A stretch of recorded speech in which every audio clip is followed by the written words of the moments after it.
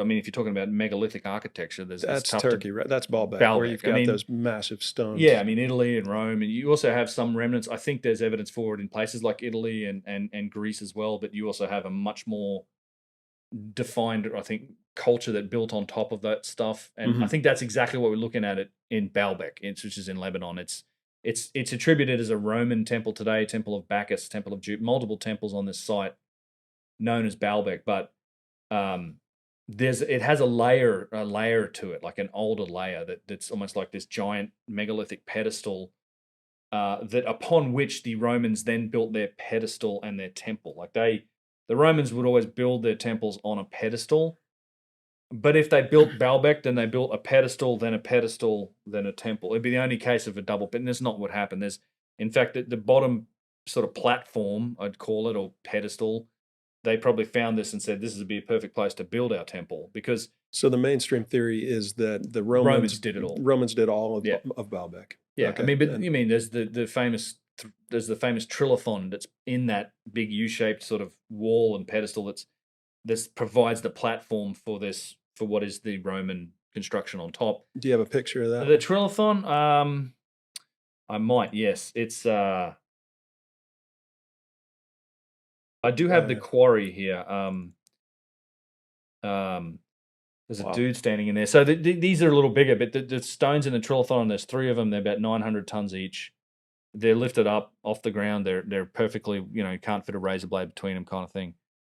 And then about a mile or so away is the quarry at Baalbek, and this is what we're looking at here. And in fact, that's the quarry. That's the quarry. It's about a mile or so, a little bit more maybe, distant from the site. There's for the longest time they thought there was just the one stone here. The one on the right is called the Stone of the South or the Stone of the Pregnant Woman. Something like 1,500 tons. This thing. Wow. And then 3 million pounds. Yeah, and wow. then they excavated, they dug down, and you know what they found? More of them beneath it. You can actually see maybe one, maybe 2 more beneath that stone. So almost like they stacked them up. The one on the bottom's even bigger. I think it's closer to 2,000 tons. And these are limestone; they're not granite. But regardless, I mean, these are gigantic pieces of stone. There's, the Romans would have known about the top one. I doubt they had any clue the ones on the bottom existed. They probably weren't likely moving them at all either. And do we see any other evidence for the Romans using stones that are that size No. anywhere else? Nowhere else in the world. No, Okay. nothing like that order of magnitude. They made some big stuff. I mean, So the columns of the Pantheon might be 60, 70 tons or maybe that in that realm. They might have done some things in that realm. They certainly took obelisks from Egypt and stood them up. But nothing in the 1,000-ton like single piece stone. The Romans were using cement essentially, right? Yeah, Roman cement, ancient cement, and that's what they did. All the major structures within Rome. Mostly, yeah, and they'd use a lot of marble. They would stack. Sure. I mean, Greeks and Romans both typically would build columns from stacked rounds of marble, right, and things like that. But they also did do single piece granite columns, but it's just nothing. They don't show anywhere near the same sophistication or precision that the ancient Egyptian stuff does. So outside of a few structures that may be 50 or 60 tons that the Romans might have built, single blocks that were 50 or 60 tons, Something like that. we jumped from 50 or 60 tons to 1,500 tons. Right. Pretty much. Yeah, okay. I can't be definitive about that. I honestly haven't looked into it that hard with the Romans and Greeks in terms of single piece artifacts. Mm-hmm. But nothing comes to my mind that's in that realm of even 400 tons. I mean, I do the whole logistical aspect of moving extremely heavy loads is another vector that I look at. So machining, tool marks, precision, and then logistical issues is the other aspect that I look at when it comes to I think you need technology to do this. And I kind of draw the line at the 200 to 300 ton range. I think it's possible to move using primitive methods. 100. It's been demonstrated you could do 100, couple hundred tons even. Flat level ground. There's ways to do it, but I think moving stuff down underground into the Serapeum tunnels at 100 tons. It's probably needs a different explanation. And then certainly once you get to the 400 tons, 500, 1,000 tons, mm-hmm. that's a whole other world Mhm. of logistical challenges, like material How failure. many becomes cranes would it take to lift? well, we probably have cranes that could do that, or a couple of. I mean, the biggest cranes I'm sure could do it, but Okay. you'd probably need a couple of the land-based ones that you could maybe drive in there to lift something like that, maybe even more. I mean, it's a not insignificant load. I've had a lot of comments from people that work in that industry, like, yeah, that's nuts if you think you can do it any other way. I mean, like I said, it's not like a linear. The difficulty of moving the load isn't like a linear increase with the mass. It's Right. the difficulty gets like logarithmic or exponential, or whatever. It's material failure. Like, remember, the Egyptians weren't using steel. Like certainly the later Romans were using force multipliers. They pulleys and capstans and techniques like that. As far as we know, the dynastic Egyptians used none of that. They didn't had have no the pulley. pulleys, no capstans, human horsepower. They used levers, wooden levers. They used sleds. Even in the early days, they didn't even use wheels, and they Wow. would just had humans and ropes and horsepower. Like, that's you're stretching credulity if you're suggesting these guys were capable of moving 400-ton, let alone 1,000 or 1,200-ton loads. I mean, the unfinished obelisk at Aswan's 1,200 tons, and you had to lift that thing up out of the quarry, move it over rocky ground, somehow get it to wherever it's got to go. It's Place it it's not perfectly. happening. Yeah. Yeah, yeah, it's not happening. So I think that's a big indicator. You see these huge objects like this in in Baalbek. There's a few other theorized ones around the place, but yeah, the logistical challenges of Baalbek. These are probably the biggest. I think these are the biggest quarried stones in the world. Turkey, is there any other? Well, I guess you've got Göbekli Tepe. Well, Turkey is interesting. There are sites that match the sort of megalithic nature. There's a few. Zanaki Tepe is one that I'm particularly interested in. But Turkey in itself has been very interesting in that it's uncovered, and certainly in recent years, what I would term an entirely a lost chapter of human civilization. So, we often thought that, civilization began with the Babylonians or Sumerians, and then followed by the Egyptians and the Greeks and the Romans and the Chinese. And we were hunter gatherers. And we were hunter gatherers before that, right? And in Turkey, they discovered a site in the 50s actually, and because of the stonework at this little pot-bellied hill that was called in Göbekli Tepe is the translation. They thought it was like more of a modern or not very old cemetery because of the quality of these stone pillars that were sticking up out of the ground, and they were like, forget about it. It's not anything worth digging up. But it wasn't until the late 1990s when the German Archaeological Institute came along and that Klaus Schmidt, I think was the name. That's right. Yeah. Yes, he was the guy. He's unfortunately passed away since then. He uncovered that site, and it turns out to be a massive megalithic site that's full of stone pillars, stone circles, and then they very comprehensively carbon dated this thing to like 11, 12,000 years old. And that, that's kind of, again, like could potentially just be an earlier state for it. It could be much older than that. And it's a significant site. Like, it's huge. It's all of these massive stone pillars. I wouldn't say it reflects the same degree of precision that you see in sort of Egypt or South America, but it's nonetheless, you have like 18 feet tall stone pillars that weigh 20 to 30 tons. It's sophisticated stonework. It's a sign of civilization, and it was out there on its own for a while there. Göbekli Tepe. It's really challenging the archaeological world, and they thought that for me, it requires civilization to achieve this sort of stuff. You need specialization. You need other people doing the food growing. You need people need to have the time to be able to specialize and organize to do architecture like this. And it's a large site. To this day, though, they still don't. They basically changed the definition of hunter. You look it up on Wikipedia. They say that the site was built by hunter gatherers who also happened to do megalithic stonework and this type of thing. I think it's ridiculous, and it's been proved to be quite ridiculous because since then we found Karahan Tepe, which is even older than Göbekli Tepe. It's 5 or 6 times larger. Some extremely interesting stonework on that site. And then there's, in the last just few years alone, we've found now 40 to 80 other sites in this region of southeastern Turkey. Wow. These just it's civilization, man. That there was a different climate. We know that the climate changed back then. It was an environment that could have supported a large population. And evidently there was cities and there were structures and it was a culture that we just know nothing about.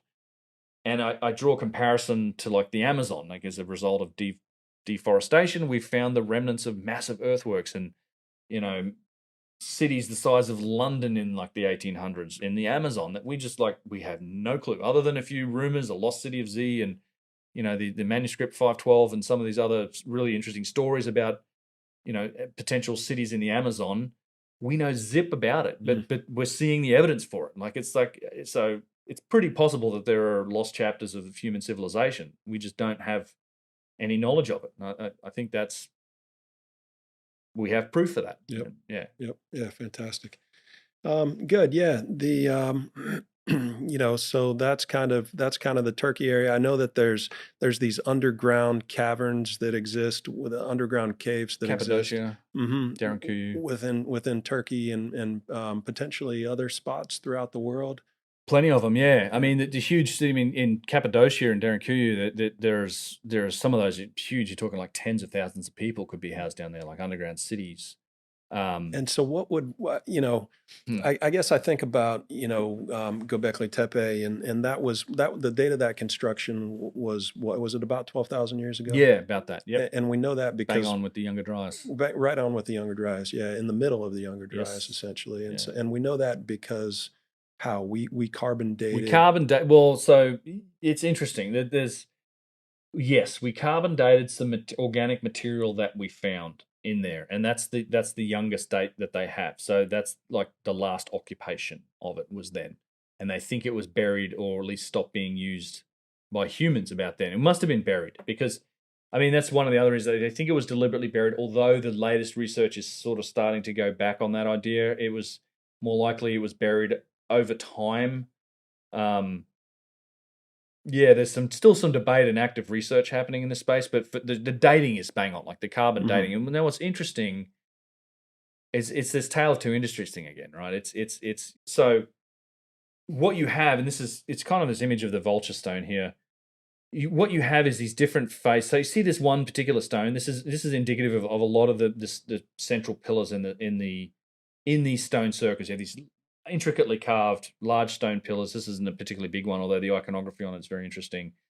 But they're surrounded by these walls. You see this wall, it's like this is even the wall's kind of built, it's built around the stone. Sure. You see just behind it and up to the top left. You have these walls of loose stone blocks, right? It's like you have these beautiful, and they would go down to the bedrock and that would all be flat, and they would have these things inset into the ground, these giant pillars. And then you have these really rough stone walls that kind of encompass them. A lot of times they're encompassing the stone. They're encompassing, like supporting the stone. They're even covering up artwork. And in some places, you actually have pieces of broken pillars that are in the walls where they've made the walls from local stones and these pieces of broken pillars. To me, that's indicative. I think you could be definitely looking at two different phases of construction, right? Sure. The pillars might have been there, then they fell apart or whatever, or the site was abandoned, and then some other culture came along and said, "Oh, this is pretty cool. We're going to restore it and support it as best we can." So the material that, long story short, the material that they dated the site with came from material in the walls. Okay. So it could have been a much later phase of occupation and building on the site that correlates to like 11, 12,000 years ago. And we just have no clue when the first the first building phase there when they made these pillars was, because you have literally have pieces of broken pillars in the walls. Yeah, it's interesting because you have you have this site being covered up on this side of the world about 12,000 years ago ish. And you have Easter Island on the other side of the world that got covered up, right? Those statues used to be fully above ground. We thought for years in our civilization that that it was just the heads, and then we dug down deep. I guess it was this century or it was this century. This century we dug, and I guess the 20th century. 20th, okay, and we dug down and found those to be about 3 times taller than we had thought that they bodies. were. And so those, Crazy. I guess the story is that those were also intentionally covered. Is that correct? I'm not sure about the Mo. I couldn't tell you. I mean, if it's a natural sediment, I don't know how long it would take natural sediment to fill it up to that point. Right, I'd say right. that. So. Yeah, it's interesting. I think about I think about the theory of Jimmy Corsetti, who I know you know well, and you've his work on Africa and the Sahara and the potentially a great flood that went through that area. Yeah. As you look at the bedrock that's kind of been stripped away, if you look at it from space, and but it really does look like water, tremendous amounts of water that have flown. I think there's evidence, strong evidence for it. Yeah, I mean, there's the whole mid-Saharan Sea, and I think for sure at some point that must have happened. I think that the question is around the Is timeline of when, when that might have sure, happened. sure. But But yeah, we see these huge salt. floods have happened. Yeah, We salt, we all of see that stuff. salt deposits all throughout Yeah. Africa. You see those ripples that are, that could have only have happened with, tremendous Oh, amount of water. I mean, you're talking 1,000 feet or more of water to form some of those ripples that you would more. see. Yeah. Yeah, more. I mean, same thing at the Channel Scablands, like the evidence for the massive outfloods Hmm. at the end of the Ice Age. I mean, Yeah. that's you have 30, 40 feet high current ripples. Right, You know, right. So here's a crazy theory for you. So what if, I mean, could it have been possible that a lot of these places, if there was some massive event where water was, going into Africa onto the continents, from the west to the east is what it kind of looks like may have happened. Even if you look at the western coast of the United States, you've mhm. got the Great Salt Lake forming off the west coast, potentially a water event that came onto North America and South America. You have another great giant salt deposit on the west coast of South America. Yep.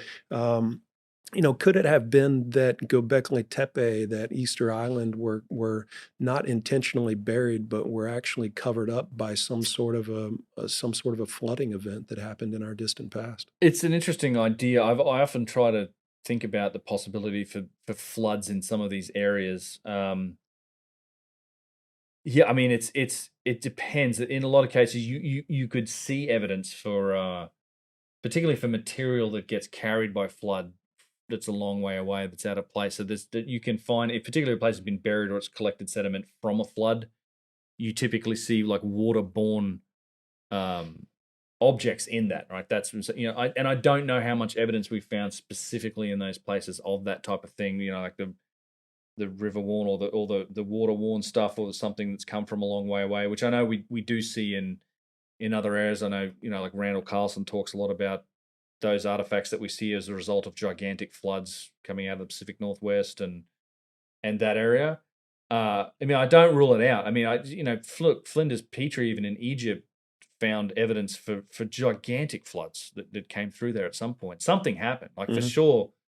If you have either mega tsunamis or impact related things or just tremendous outflows of water coming off the ice sheets. I mean, it's an astronomical amount of water that we can't really It justify, is. and you can't even think about. I mean, And the ice sheets are, of course, freshwater, right, which would have formed the Great right, Lakes in the United States, but they wouldn't account for all of the western to eastern movement of the right. water onto the continents. Yeah, I mean, for example, I potentially think some of the great floods that could have happened in Egypt, and this may even be the source of the biblical flood,